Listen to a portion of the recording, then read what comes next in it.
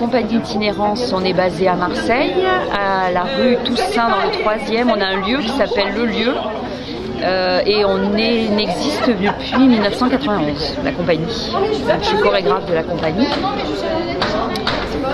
Et vous faites souvent des interventions comme ça dans des collèges, des lycées? Oui, depuis le début de la compagnie, le travail de sensibilisation est très important. Donc en primaire, ça part des maternelles, primaires jusqu'au lycée. C'est vrai que l'option danse c'est sympa parce que c'est des filles qui sont très intéressantes, avec qui on peut vraiment échanger, pas simplement sur le faire, mais sur la démarche aussi. Donc ça c'est bien. Et quand vous travaillez avec des plus petits, est-ce que l'approche est différente? Oui, c'est plus ludique, on explique moins le pourquoi du comment, on les met en situation et c'est pour ouvrir leur imaginaire de toute manière.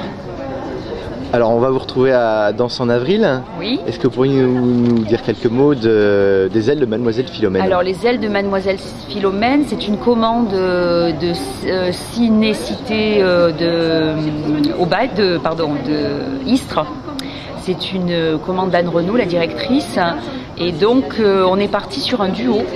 Il y a Mademoiselle Philomène et Monsieur Nostock. Donc c'est une adaptation d'un livre.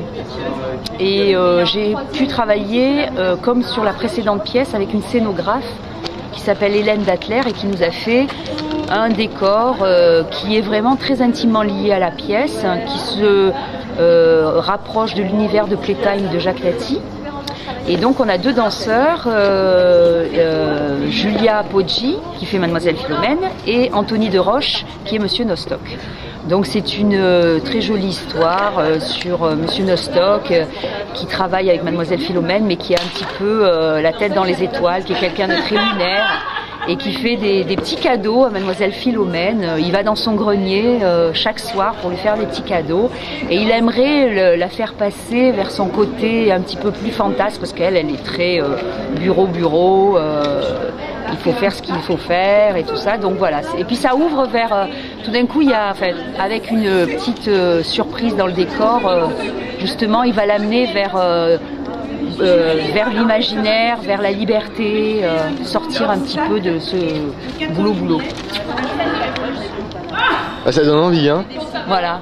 C'est ludique, il y a du théâtre d'objets, parce que moi j'aime bien travailler avec les objets.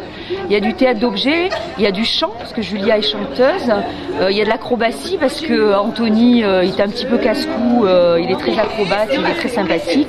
Puis ils ont un bon rapport avec les enfants, voilà, c'est très ludique. À partir de 5 ans, voilà.